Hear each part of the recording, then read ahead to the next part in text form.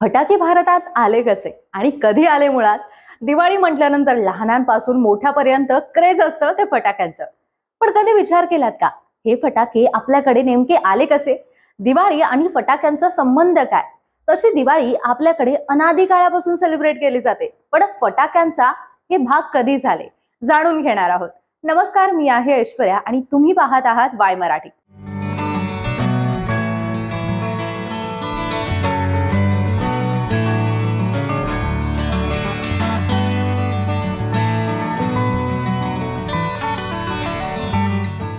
पौराणिक ग्रंथ आणि मिथकांचा अभ्यास केला तर लक्षात येतं की फटाक्यांचा उगम मुळात आपल्या संस्कृतीचा भागच नाही.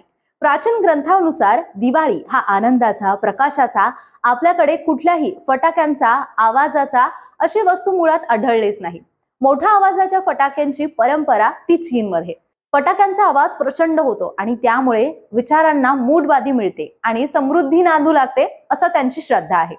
आतिश दिवांकर नावाच्या बंगाली बौद्ध धर्मगुरूंनी 12व्या शतकामध्ये चीनमधील ही संस्कृती भारतात आणल्याचा तर्क लावला.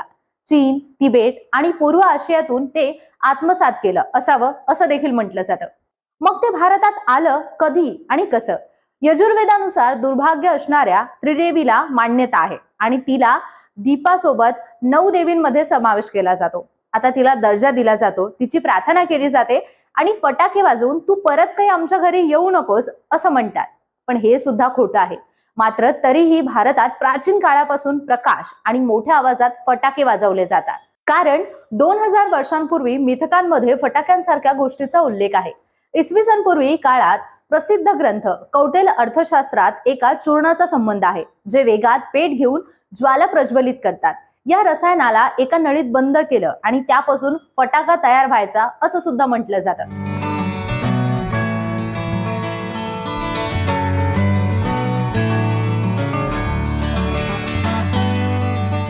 बंगालमध्ये पावसाच्या हंगामात संपल्यानंतर देशात क्षारयुक्त रसायनांचा थर जमा होतो.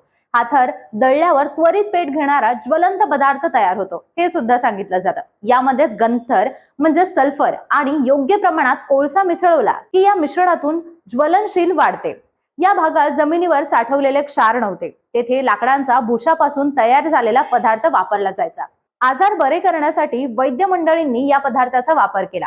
जवळपास संपूर्ण देशभरात हे चूर्ण बनवण्यासाठी लागणारे वस्तू मिळायच्या, पण फटाक्यांची निर्मिती अजून सुद्धा आली नाही.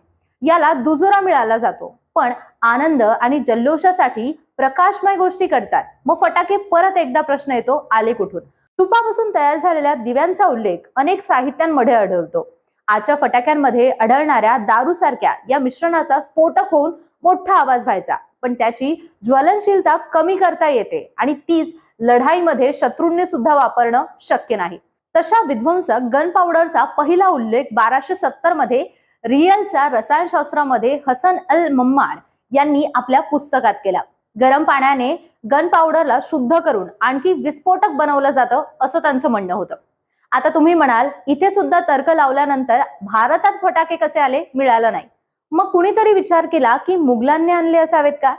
1526 मध्ये बाबरने दिल्लीच्या राजावर आक्रमण केलं. तोफांचा गडगडाट ऐकून भारतीय सैनिक घाबरले असं इतिहासकार सांगतात. त्या काळी जर मंदिरे आणि शहरांमध्ये फटाके फोडण्याची परंपरा असती तर मोठ्या आवाजाने भारतीय सैनिक अस्वस्थ झाले नसते. पण मुघलांच्या इतिहासाचे अभ्यासक प्राध्यापक नजर हैदर यांच्या मते फटाके मुघलांच्या आधीपासूनच अस्तित्वात होते. मुघलांच्या काळात आतिषबाजी आणि फटाक्यांचा भरपूर वापर झाला. इतकंच नाही तर त्यांच्या लग्न समारंभामध्ये सुद्धा वापर केला जायचा. आता तुम्ही म्हणाल, परत एकदा फटाके नेमके आले कुठून? तुम्हाला जर या प्रश्नाचं उत्तर माहिती असेल तर आम्हाला कमेंट सेक्शन मध्ये नक्की कळवा.